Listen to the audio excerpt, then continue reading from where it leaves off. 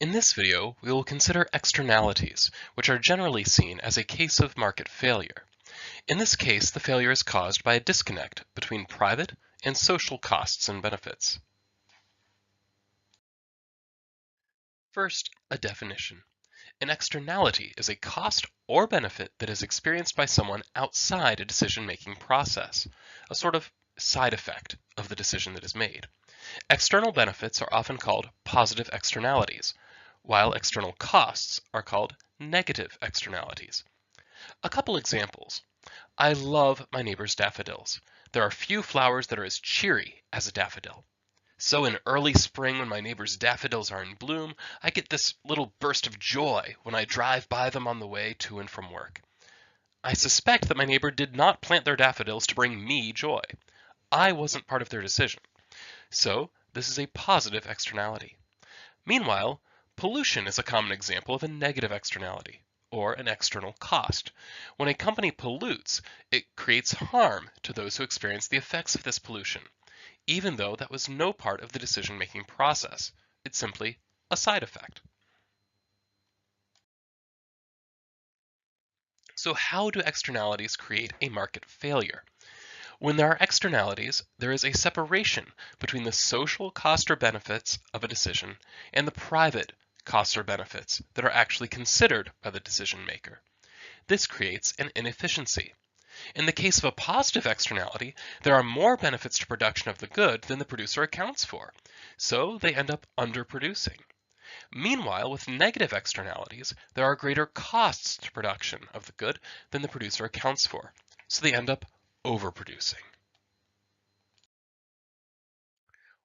What to do about it? The key phrase is internalizing the externality. That is, we want to take the external cost or benefit and make sure that it is actually considered in the policy response. Before we consider policy responses, let's first look at a private response, Coasian bargaining. Economist Ronald Coase is famous for his Coase theorem, which is built on the concept of Coasian bargaining. Consider a positive externality like my neighbor's daffodils again. Suppose that I want my neighbors to plant daffodils, but they don't. What can I do? Coase points out that if I want, I can always offer to pay my neighbors to plant daffodils. This is the way markets work. If I want someone to do something, I pay them to do it. Now, in our culture, it would be weird for me to pay my neighbors to plant daffodils, but it would be far less weird for me to give my neighbors a gift basket filled with daffodil bulbs. Thus, the external benefit is internalized into the decision by me, the beneficiary, paying part of the cost of the daffodils being planted. The same thing can happen with pollution. It is possible for the people experiencing negative impacts from the pollution to offer to pay the polluters to decrease their pollution levels, perhaps by installing filters or modifying their production processes. The video on cap and trade goes into more detail about Coasian bargaining and its implications, but for now I want to point out two conditions that come out of this. Coase's point was that people are creative problem solvers, and if they can, they will solve the externality problem. His argument shows that two things are required, though. First, there have to be clear property rights. For example, I have to recognize that my neighbor owns his yard, and so I can't just start planting daffodils next door. That would ignore the cost that he has to bear in maintaining them.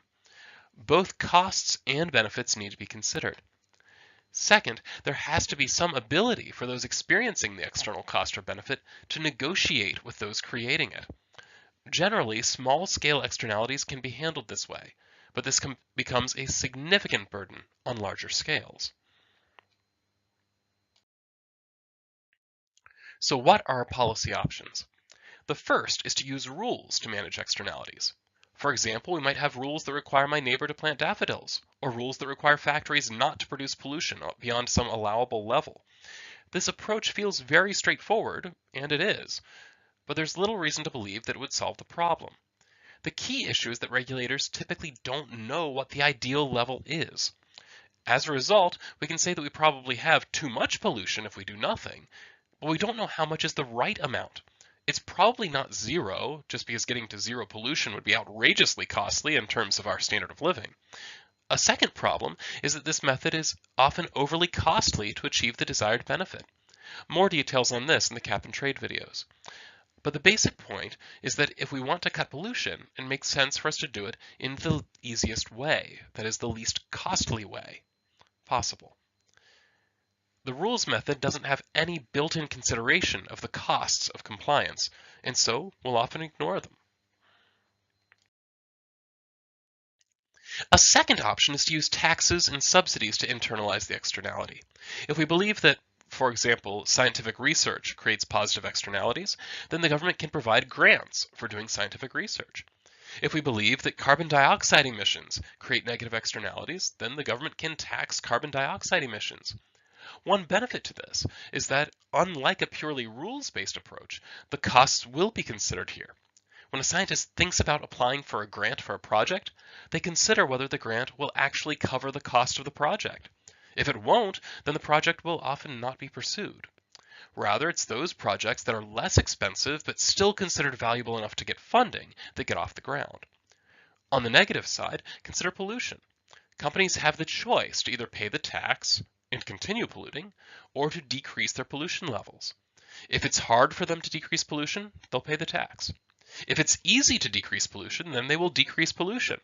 So in both negative and positive externalities, the costs are considered when the decision about how much to do is made. However, there is a downside. Without good information about costs, it is very difficult for policymakers to accurately predict the impact of a particular tax or subsidy. If it is too low, it may have basically no impact at all on people's behavior. If it's too high, it might have too large of an impact. Tuning the tax or subsidy appropriately is difficult, especially given the previous point that we don't actually know what the appropriate level of activity is.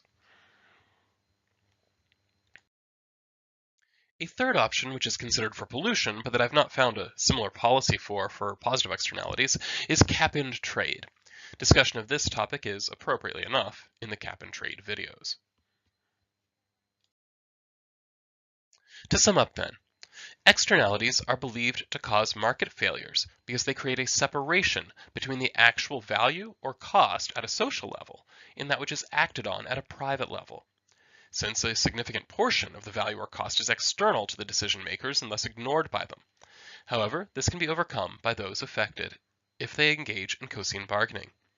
If that is not possible, then government can make rules to encourage or discourage the behaviors creating the externality, or subsidize positive externalities and tax negative ones, or there may be other options, like cap and trade, in some specific cases.